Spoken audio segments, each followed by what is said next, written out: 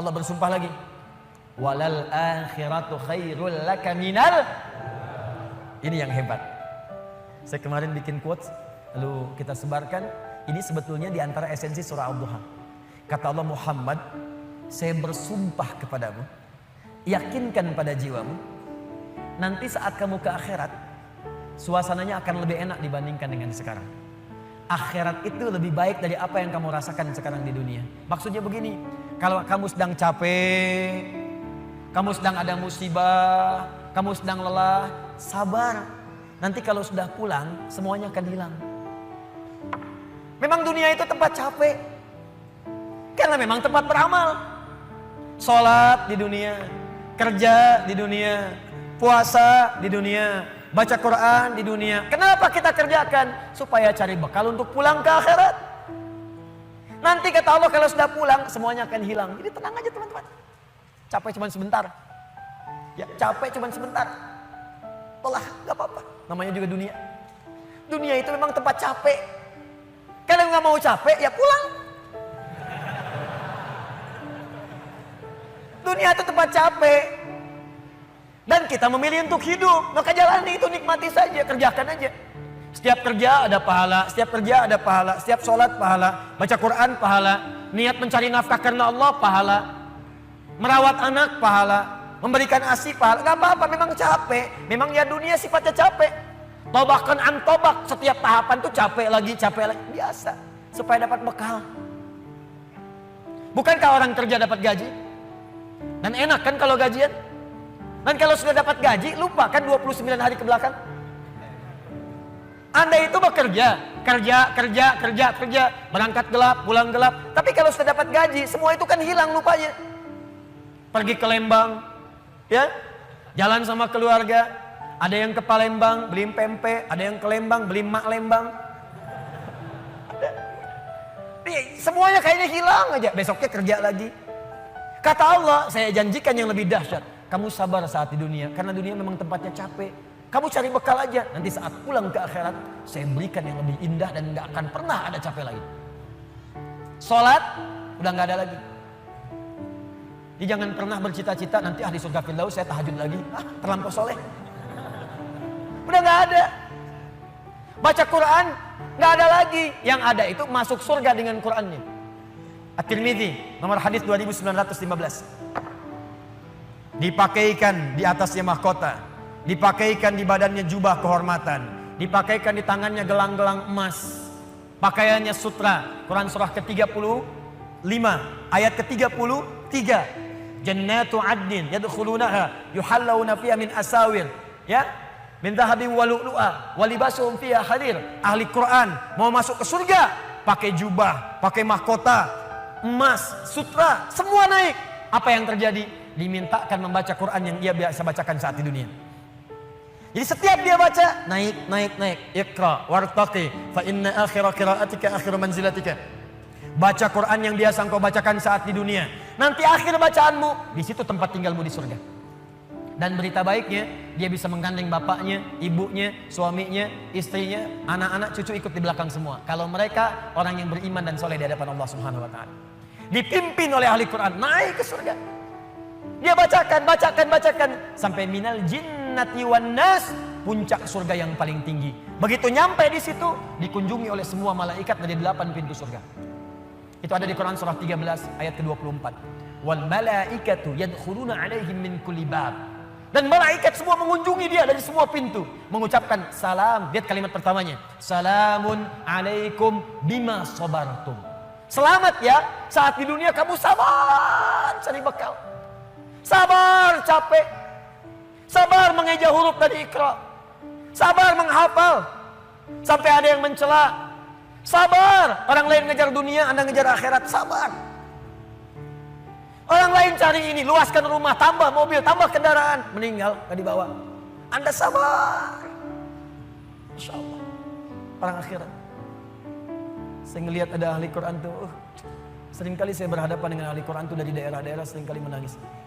Ada yang datang pengen setoran. Anda bisa kebayang gak, suaminya pekerja mungkin kasar, orang sebutnya kuli. Istrinya ngambilin kayu bakar, kadang ke sawah. Anaknya bahkan ada yang masih kemudian kecil-kecil. Tapi kalau Anda berkunjung ke rumahnya, semua makanan dihidangkan yang mampu dia suguhkan. Lalu keluar kalimat, alhamdulillah, Abi kalau bekerja dapat uang banyak sekali. 500.000, sebulan 500.000, banyak sekali. Syukur. Ternyata perempuan itu sudah punya sanad hafalan Quran 7 qiraat. Lelakinya hafal Quran, anaknya hafid semua. Anaknya penghafal Quran semua. Anda ada di mana? Itu perlombaan, sabar, naik sampai ke atas. Jadi kalau sekarang sedang capek, nikmati, sabar. Besok kalau meninggal, gak ada capek lagi. Dan panggilannya sudah tenang kita, karena kerja kita selesai. Mirip begini, ada berita besok gajian, tenang kan? Malam tidur enak kan? Orang yang punya bekal itu, dia sabar itu, nanti di akhir sakaratul mautnya, dia tampakkan semua hasil pekerjaannya, sampai hatinya merasa tenang. Jadi gak terasa, tidur aja. Ya ayat Tuhan nafsul mutmainnah, ditarik, tenang, tidur aja, selesai. Tinggal dia jumpai Allah di akhirat nanti, mendapatkan hasil dari apa yang dia kerjakan. Makanya kata Allah, kalau sedang sholat terasa capek, apa jawabannya? Sabar ya, walal akhiratu khairul laka minal ula. Nanti di akhirat gak ada tahajud lagi. Kalau sedang menghafal Quran capek, sabar ya, nanti di akhirat gak ada menghafal lagi. Abadi sifatnya, wafat selesai hafalan itu. Kalau sedang kena musibah, sabar ya, sabar. Jalani dulu, zikir kepada Allah supaya dapat pahala. Nanti setelah meninggal gak ada masalah lagi, tenang. Nanti pulang selesai semua. Jadi kalau ini kita tanamkan dalam jiwa kita, setiap punya masalah, nanti beres kok insya Allah. Selesai kok. Memang saya jalani aja sampai waktunya saya wafat, saya pulang, saya dapatkan semua kenikmatannya. Masya Allah. Ustadz beneran? Benar.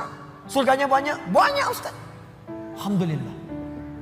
Tapi Ustadz, kalau di surga pengen ngerokok, bisa enggak? Ya kalau bisa silakan ambil apinya di neraka. Ya, nikmat, sudah selesai. Kemudian apa yang terjadi? Wala saufa yu'tika rabbuka fatarda. Ini yang paling dahsyat. Nanti di akhirat kata Allah, kalau kamu sabar saat di dunia sekarang, Bu, Pak, sabar tahajud, sabar merawat anak, sabar sekolahkan mereka ke pesantren, sabar talaki Al-Quran, sabar berjamaah ke masjid, Anda kerja di pemerintahan, kerja jadi pegawai, ada yang berdagang, ada yang bisnis, sabar. Waktunya sholat, waktunya zakat, sabar. Nanti kata Allah, saat pulang ke akhirat, wala saufa yu'tika rabbuka fatarda. Saya akan berikan semua yang kamu inginkan sampai puas. Kaidah nikmat itu, kaidah nikmat. Semua bicara termasuk dalam Al-Quran. Selama hidup di dunia, kaidah nikmat itu gak ada yang pernah puas. Saya ulang ya, nikmat itu gak ada yang pernah puas. Contoh, punya sepeda nikmat bukan? Punya motor nikmat tidak? Punya mobil nikmat tidak? Pertanyaan saya, ketika Anda dapat sepeda, apakah merasa cukup dengan sepeda?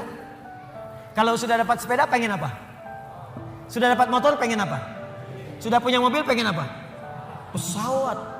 Garasi nggak punya. Nerbangin nggak bisa, masih pengen. Belum menikah, pengen apa? Menikah. Sudah menikah, pengen apa? Punya anak. Sudah punya anak, pengen apa? Pengen cucu. Semua terus, jadi nggak ada puasnya. Nikmat itu terus pengen. Nanti di akhirat, kata Allah, nanti di akhirat saya akan berikan kepadamu sampai kamu puas. Sampai Anda mengatakan, ya Allah, cukup ya Allah, puas. Sekarang mah pengen terus, pengen. Nanti puas ya Allah, cukup puas. Ini semuanya nikmat. Sampai selesai semua. Makanya bersabar, dunia sebentar. Sebentar mas, besok meninggal, selesai masalah. Mau besok meninggal? Susah. Sabar. Dan alhamdulillahnya nggak ada yang dikasih tahu kapan meninggal. Kalau diberitahu, bisa jadi kita pun nggak semangat. Sebentar lagi Anda akan meninggal. Jam 8:45 lewat kemudian 45 detik. Waduh, kajian udah bubar nggak pulang di masjid aja. Astagfirullah. Kenapa Pak? 2 menit lagi. Ini amalan nggak terencana. Ini karena kita nggak tahu kapan wafat, kita bisa merencanakan malam ini tahajud insya Allah jam sekian. Saya mau istighfar jam sekian. Besok subuh di masjid A, zuhur di masjid B. Punya rencana. Dan ketika merencanakan, niat muncul. Dan itu niat ketika muncul, pahala dituliskan. Bukankah innamal a'malu binniat? Innamal a'malu binniat. Di ketika niatnya itu sampai, pahala dituliskan. Ini panitia ini nggak akan dihisab, nggak akan diberikan pahala berdasarkan mic-nya bunyi atau putus. Tapi udah ada niat nih, yang penting ada niat ya, ada pahalanya. Masalah bunyi putus perjuangan saya di sini. Jelas ya?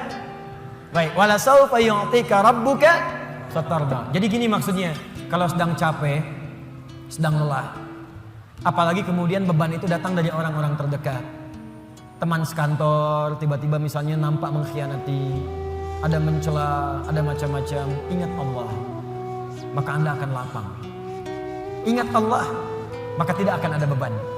Dan ingat semua itu akan berakhir ketika kita wafat.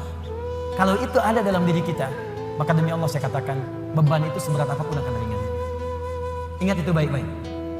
Wala saufa yu'tika rabbuka fatarda. Alam yajidka yatiman fa'awa. Muhammad, coba ingat-ingat. Kamu sekarang gak usah merasakan beban berat. Bukankah dulu pun aku buktikan kepadamu saat engkau yatim, aku kirimkan orang-orang sekitaran untuk bisa memberikan perlindungan kepadamu.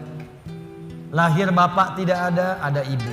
Ibu wafat usia 6 tahun, ada kakek. Kakek wafat usia kemudian Nabi Muhammad 8 tahun, ada paman. Ada semua. Ingat Muhammad SAW. Kalau sedang kamu merasakan beban, ingat senang yang dulu saya berikan.